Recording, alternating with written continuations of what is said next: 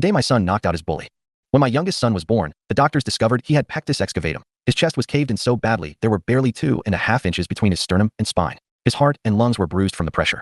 At just a few years old, he went through major surgery. They placed 2 nickel bars across his chest to hold it open and help him grow properly. The day he came home, it felt like a miracle. He was fragile, but alive. Then, only 3 weeks later, disaster struck. A kid at school punched him.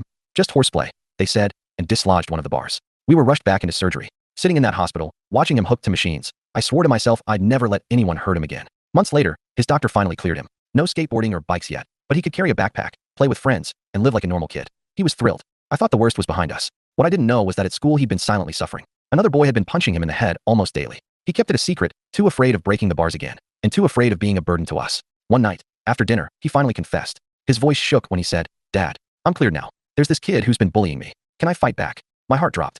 My first instinct was to protect him, to tell him no. But I also saw the fear and frustration he'd carried for months. So I leveled with him. If he pushes you into a corner, stand up for yourself. The next morning, it happened. The bully punched him again in class. This time my son stood up, swung once, and dropped him to the floor in tears. When I got the call from the school, my stomach twisted with fear. But when I walked into the office, what I saw stopped me cold. My son, sitting there with the biggest grin I'd ever seen.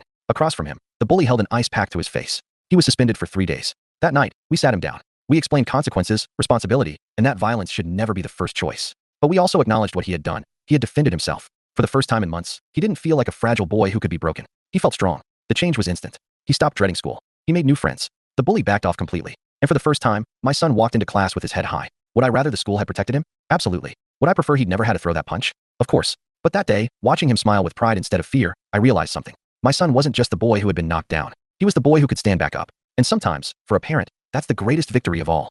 Follow for more.